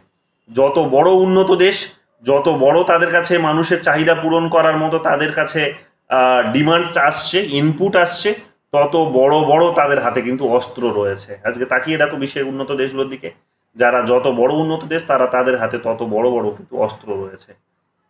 এগুলো প্রমাণ করে দিচ্ছে যে ক্ষমতার চর্চা হয়তো আমরা এখন করছি না, আমরা হয়তো ডেমোক্রেটিক প্রিন্সিপালসগুলোকে বেশি ভ্যালুস দিচ্ছি, কিন্তু তার মানে এটা নয় যে ক্ষমতা আমরা আলোচনা করতে পারি না, বা ক্ষমতা অপ্রাসঙ্গিক হয়ে পড়েছে।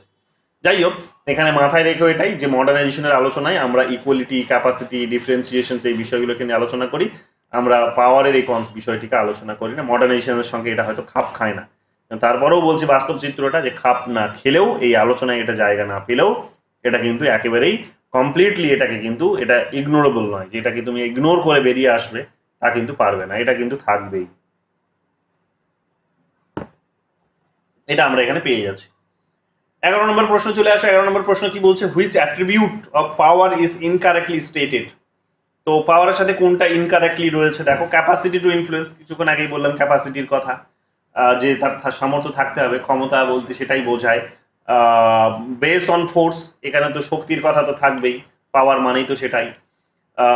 Not backed by law, force যখন থাকে তখন তার পেছনে আইনের শাসন থাকে তা কিন্তু নয়, মানে কমপ্লিটলি যে থাকে না তা বলবো না, অর্ধেক থাকে অর্ধেক থাকে না, কাইন্ড অফ এরকম নিতে পারো। বা যখন যত বেশি যেখানে বড় বড় পাওয়ার আমরা দেখি, সেখানে দেখবে সেখানে আইন নেই বললেই চলে সেখানে, বা আইন থাকলেও সেই আইনগুলো কি হয়েছে সেটাকে আর আইন বলা যায় না, কারণ আইন মানে হচ্ছে সেটা জনগণের সার্ভিস দেওয়ার জন্য। কিন্তু আইন যদি সেটা শাসকের জন্য যদি ব্যবহার হয়, জনগণকে এক্সপ্লয়েট করার জন্য যদি ব্যবহার হয়, তাহলে সেই দেশে আইনটাকে আর আইন বলা যায় না। তো যাই হোক, সেখানে আর আইনের কোনো মূল্য থাকে না। তো এই কারণে বলছে যে নট ব্যাকড বাই ল। তো তো যেখানে পাওয়ার থাকে সেখানে কিন্তু ল এর কনসেপ্ট কিন্তু সেখানে থাকে না, ল কিন্তু সেখানে অপ্রাসঙ্গিক হয়ে পড়ে, লয়ে কিন্তু একটা ল সেখানে ইনভিজিবল হয়ে পড়ে, অদৃশ্যমান হয়ে পড়ে, সে হারিয়ে যায়।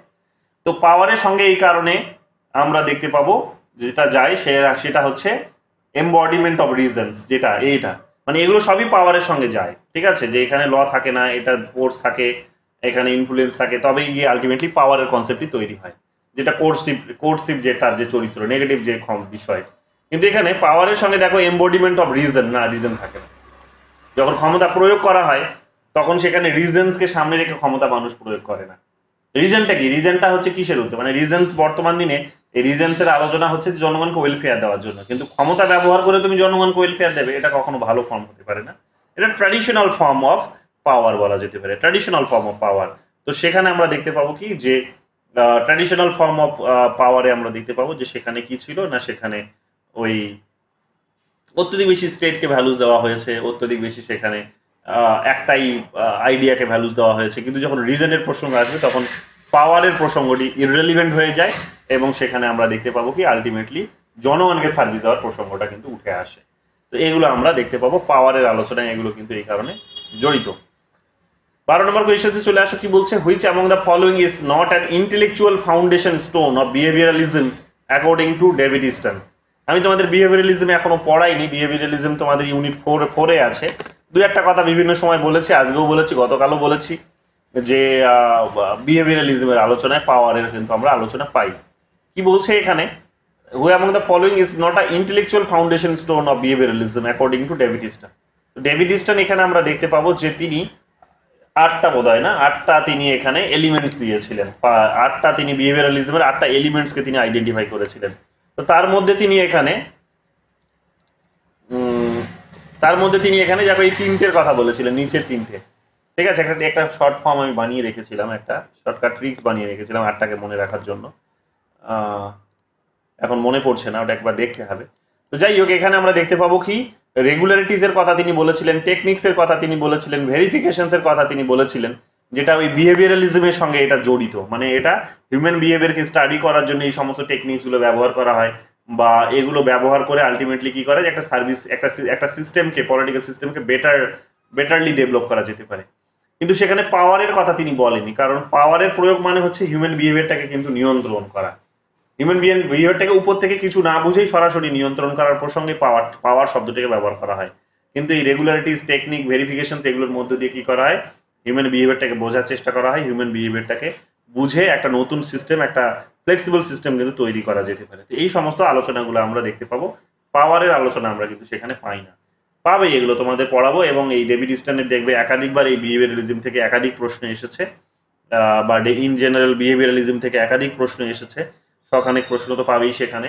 তো সেগুলো আমাদের জন্য খুবই ইম্পর্টেন্ট, এগুলো পড়তে হবে। নেটেই অনেক এসেছে, নেট পরীক্ষাতে দেখবে 10-12টাতে এসেছে, নেট এবং ওয়েস্ট বেঙ্গল সেট মিলিয়ে। 13 নম্বর প্রশ্ন দেখো, লাস্ট প্রশ্ন কি বলছে, লাস্ট প্রশ্ন বলছে, where there is power there is resistance and yet, or rather consequently this resistance is never in a position to exteriority to power who made this statement. তো এটা মিশেল ফুকো বলেছেন। আমি তোমাদের ফুকো এখনো আলোচনা করিনি, ফুকো নিয়ে এখন বিস্তারিত কিছু বলছি না।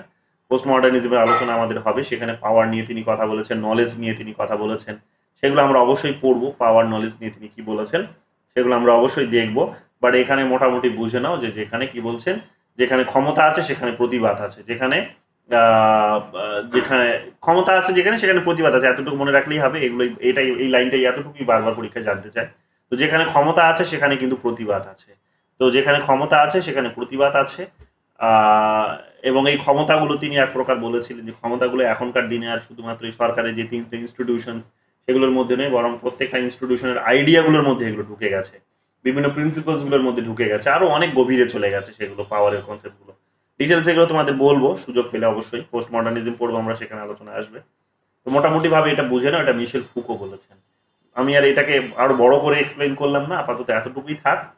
এরপরে আমরা যখন মিশেল ফুকো আলোচনা করবো, পোস্ট মডার্নিজম আলোচনা করবো, তখন আবার এই প্রশ্নটি কমন আসবে, তখন আমরা সময় করে ভালো করে এটাকে দেখে নেব, ঠিক আছে। এই আমাদের পাওয়ার থেকে মোটামুটি 13-14টা প্রশ্ন, 13টা প্রশ্ন। এরপরেও আমি তোমাদের বলেছি যে একাধিক প্রশ্ন এসেছে এবং বেশিরভাগ প্রশ্ন এখানে 13টা পেলে শুধু হয়তো এই ধরনের কিছু কনসেপচুয়াল পেয়েছে, কিছু হয়তো সেখানে স্টেটমেন্ট পেলে ডিরেক্টলি কিন্তু এর বাইরেও একাধিক প্রশ্ন আছে যেগুলো ইনফরমেটিভ, সেগুলো সেগ্রিগেট করা পসিবল হয়নি, সেগুলো টাইম টু টাইম পাবে। তো টাইম টু টাইম তোমরা পাবে, সেগুলো ইনফরমেটিভ, সেগুলো ইনফরমেশনের জায়গা তোমরা পাবে। বইয়ের নাম, থিঙ্কার্সের নাম, কে কোনো আইডিয়া দিয়েছেন, এগুলোই বেশিরভাগই পাবে তোমরা। এবং সেগুলো পুরো পলিটিক্যাল থিওরির জন্য এবং ইউনিট 4-এ যেটা আমাদের আছে কম্পারেটিভ পাবলিক অ্যাডমিনিস্ট্রেশন, সেই আলোচনার জন্য আমাদের গুরুত্বপূর্ণ। তো বারে বারে ওই নামগুলো মুখস্থ করতে হবে, কিছু করার নেই। তো ওগুলো বারে বারে মুখস্থ করো, গতকাল যেগুলো পড়িয়েছি ভালো করে মুখস্থ করো, ভালো করে দেখো। ওগুলো দেখবে বিভিন্ন টপিকে দেখবে ওগুলো ঢুকে আছে, সেখানে তোমরা কিন্তু ওগুলোকে ওগুলো অবশ্যই পাবে এবং দেখবে কমন পেয়ে যাবে এরকম ভাবে। তো যাই হোক, আজকে এতটুকুই ছাড়ছি, এটা নিয়েই আজকের আলোচনাটা থাকছে। আর আজকে লম্বা করব না আমি। তোমাদের আগামীকাল আমি জাস্টিসটা পড়িয়ে দেবো। জাস্টিসের তোমরা অনেক আইডিয়া তোমাদের পড়িয়েছি। অমর্ত্য সেন সম্পর্কে 2-4 কথা বলে দেবো, তার লেখা বইয়ের একটু ডিটেলসগুলো বলে দেবো বারবার, যেহেতু জানতে চাই। আর জাস্টিস নিয়ে আমাদের তোমরা জন রলস তো তোমাদের পড়িয়েছি। জাস্টিস নিয়ে বারকারের একটা আইডিয়া আছে, সেটা তোমাদের ভালো করে পড়িয়ে দেবো একটুখানি। আর জাস্টিস নিয়ে আর 2-4টে যে সমস্ত আলোচনাগুলো আছে সেগুলো পড়লেই হবে। তো একদিনে আমাদের জাস্টিসটা শেষ হয়ে যাবে, যেহেতু আমাদের থিঙ্কার ওয়াইজ অনেক আলোচনা হয়েছে। তো জাস্টিসটা আমাদের একদিনে আলোচনা করব আমরা। যদিও এর আমব্রেলাটা অনেক বড়, জাস্টিসের আলোচনা অনেক বড় আলোচনা, বাট আমরা অতটা গভীরে যাব না, কারণ থিঙ্কার ওয়াইজ টপিক ওয়াইজ আমরা ওগুলোকে আলাদাভাবেই পড়েছি। যেমন জাস্টিসের যদি প্রসঙ্গ আসে তাহলে ফেমিনিজমও চলে আসবে, জাস্টিসের যদি প্রসঙ্গ আসে তাহলে সেখানে কিন্তু এনভায়রনমেন্টালিজমও টু সাম এক্সটেন্ট চলে আসবে, জাস্টিসের যদি প্রসঙ্গ আসে সেখানে আমাদের কিন্তু পোস্ট কলোনিয়াল ডিসকোর্সগুলো চলে আসবে, সবই চলে আসবে, কোনো কিছুকে তুমি বাদ দিতে পারবে না। কিন্তু আমরা ওইভাবে অতটা গভীরে যাব না, বেসিক জিনিসগুলোই দেখবো, যেহেতু আমরা এগুলো ইন্ডিপেন্ডেন্টলি আলোচনা করেছি। তো জাস্টিসের আলোচনাটা আমরা কালকেই শেষ করব, করে পরের দিন আমরা কোয়েশ্চেন সলভ করব। ওয়েবসাইটে কোয়েশ্চেন্স আমি কিছুক্ষণের মধ্যে জাস্টিসের আরও যেগুলো আছে সেগুলো অ্যাড করে দিচ্ছি, তোমরা এগুলো চাইলে সলভ করতে পারো। তাহলে তবে তোমাদের ক্লাসে যখন টপিকটা বোঝাবো বুঝতে সুবিধা হবে, কোয়েশ্চেন্স করতে তোমাদের সুবিধা হবে, কোথাও গিয়ে বুঝতে না পারলে প্রশ্ন করতে পারবে, তো সেটা হবে। আর বাকি তোমাদের অনেক প্রশ্ন ওখানেও তোমরা দেখবে টপিক ওয়াইজ রয়েছে। যেহেতু টপিক ওয়াইজ রয়েছে, আমি আর ওগুলোকে আলাদা করে এখন দেখি, যদি প্রয়োজন মনে হয় যে আমি যদি দেখি যে ওগুলো আমরা আলোচনা করিনি থিঙ্কার ওয়াইজ আলোচনা করতে গিয়ে, তবে অবশ্যই এখানে আমি সেগুলোকে টেনে নিয়ে আসবো। জাস্টিসের আলোচনা করতে গিয়ে আমরা হয়তো থিঙ্কার্সটাকে গভীরে পড়বো না, কিন্তু যখন কোয়েশ্চেন্সগুলো অ্যানালাইজ করবো তখন হয়তো আমি কোয়েশ্চেন্সগুলো ধরে ধরে আরেকবার বুঝিয়ে দেবো। কিন্তু টপিক ওয়াইজ আমরা কিন্তু পড়বো না, একেবারে বেসিক আইডিয়া ওয়াইজ পড়বো জাস্টিস হিসেবে। আর কোয়েশ্চেন্সগুলো আমি অ্যাড করে দিচ্ছি, তোমরা কিছুক্ষণ পর চাইলে এটা সলভ করতে পারো। আর আজকে বিশেষ কিছু বলার নেই, এর জাস্টিসটা হয়ে গেলে আমাদের আলোচনা চলে আসবে মডার্নিজম এবং পোস্ট মডার্নিজমের আলোচনায়। সেটা সুন্দর একটা আলোচনা, খুব ইন্টারেস্টিং আলোচনা হবে। বাট তার আগে তোমাদেরকে আমি অবশ্যই বলেছি, নিশ্চয়ই তোমরা সেটা করছো, সেটা হচ্ছে যে মার্কসিজম, সোশ্যালিজম এবং লিবারালিজম, এই 3টে থিওরি ভালো করে পড়ে নাও, আদারওয়াইজ তোমরা কিন্তু মডার্নিজম, পোস্ট মডার্নিজম ধরতে পারবে না। মডার্নিজম, পোস্ট মডার্নিজম যদি ধরতে হয় তাহলে এগুলো ভালো করে বুঝতে হবে, এবং প্যারালালি তোমাদের বুঝতে হবে, মানে কোনো ওয়েস্টার্ন পলিটিক্যাল থটটা যদি তোমরা ইন জেনারেল তোমাদের পড়া না থাকে তাহলে ভালো করে পড়ে নাও। অ্যাটলিস্ট বেসিক আইডিয়াগুলো একবার যারা পড়েছো তারা চোখ বুলিয়ে নাও, কারণ সেই ঘুরিয়ে ফিরিয়ে জন রলস আসবে, সেই ঘুরিয়ে ফিরিয়ে সেখানে দেখবে কার্ল মার্কস আসবে, ঘুরে ফিরে তোমরা দেখবে সেখানে ওই হেগেল আসবে, ঘুরে ফিরে তোমরা দেখবে সেখানে ওই স্টেটের আলোচনা আসবে, ঘুরে ফিরে সেখানে তোমরা দেখবে যে বিভিন্ন জন লক আসবে, বিভিন্ন থিঙ্কার্সরা সেখানে কিন্তু আমাদের আসবে, তাদের আইডিয়াগুলো বারবারই আমাদের আলোচনায় আসবে, এবং মার্কসিজমটা বেশ ভালোভাবেই আসবে। কাজে সেগুলো পড়ে নাও। তো একদিকে লিবারালিজম, অন্যদিকে সোশ্যালিজম এবং মার্কসিজম, এই আলোচনাগুলোকেই ক্রিটিসাইজ করেই এখানে আমরা দেখতে পাবো কি পোস্ট মডার্নিজম তৈরি হয়েছে। তো সেই পোস্ট মডার্নিজমটা আমরা পড়বো। তো মডার্নিজমের আলোচনার মধ্যে আমরা এনলাইটেনমেন্টের পার্টগুলোকে পড়বো, আর পোস্ট মডার্নিজমের মধ্যে এনলাইটেনমেন্টের এই থিওরিজগুলোকে যেভাবে চ্যালেঞ্জ করা হয়েছে, বিশেষ করে এনলাইটেনমেন্টের থিওরি হিসেবে সেখানে লিবারাল থিওরি, সোশ্যালিজমসকেই চ্যালেঞ্জ করা হয়েছে পোস্ট মডার্ন থিঙ্কার্সদের দ্বারা, সেগুলো আমরা ভালো করে পড়বো। তো খুব ইন্টারেস্টিং একটা আলোচনা হবে। আমরা দেখলাম লিবারালিজমকে ক্রিটিসাইজ করছে সোশ্যালিজমকে ক্রিটিসাইজ করছে লিবারালিজম, একে অপরকে এরকম ব্লেম করতেই আছে তারা।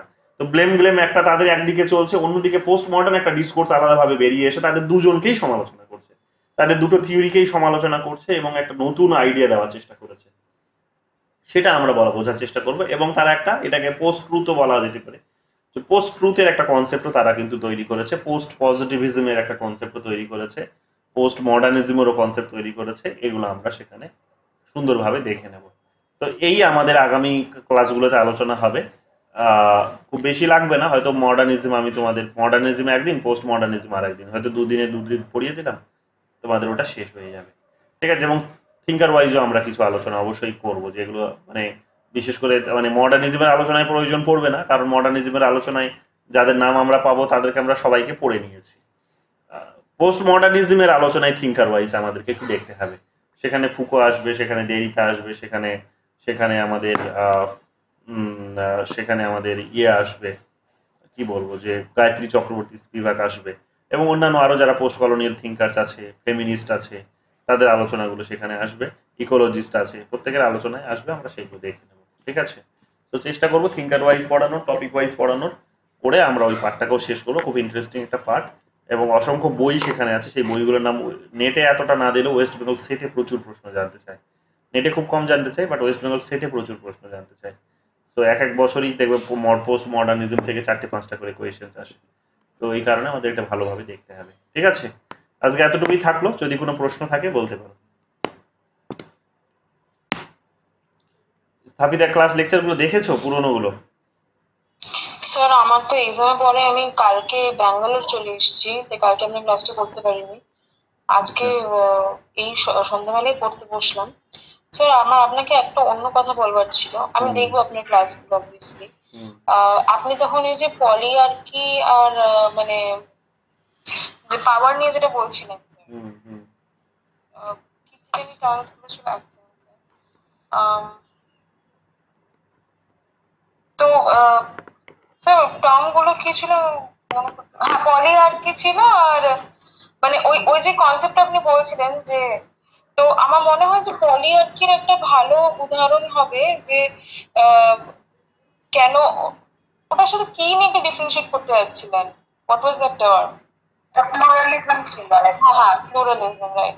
সো আই থিঙ্ক স্যার আমি যেটা তখন আমার একটা মানে স্ট্রাইক করলো যে প্লুরালিজম ইটস লাইক কি দুটোই মানে ইকুয়ালি কম্পিটেন্ট অথরিটি থাকতে পারে, আর পলিআর্কি কুড প্রবাবলি মিন যেটা আমরা রিসেন্ট মানে এখন যেটা প্যারাডিপ্লোমেসি হিসাবে আমরা পড়ে থাকি, যে মানে ধরুন ইন্ডিয়ার মধ্যে ওয়েস্ট বেঙ্গলের কিরকম গুরুত্বপূর্ণ একটা রোল থাকতে পারে while formulating any policy related to Bangladesh, তখন যেরকম সেন্ট্রাল গভর্নমেন্টকে ওয়েস্ট বেঙ্গলকে প্রায়োরিটি দিতে হবে। তো ওটা আই থিঙ্ক একটা পলিআর্কি সিচুয়েশন ক্রিয়েট করে, যেখানে you can't actually discretely locate who is more powerful.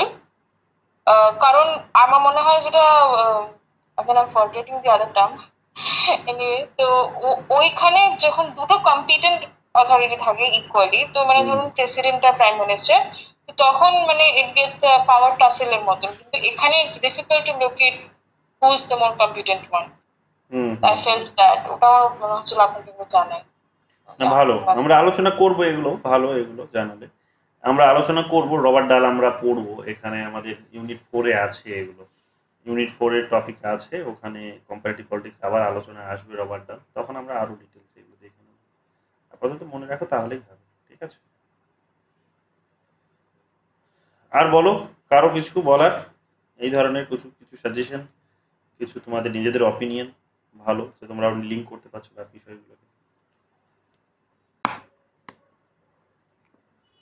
ওকে, তাহলে আজকে এতটুকুই থাক, আমি আর আলাদা করে কাউকে জিজ্ঞেস করছি না, এটা একটা শর্ট টপিক ছিল, যেহেতু একদিনে আমাদের এটা শেষ হলো, দুটো ক্লাসে আমাদের এটা শেষ হয়ে গেল।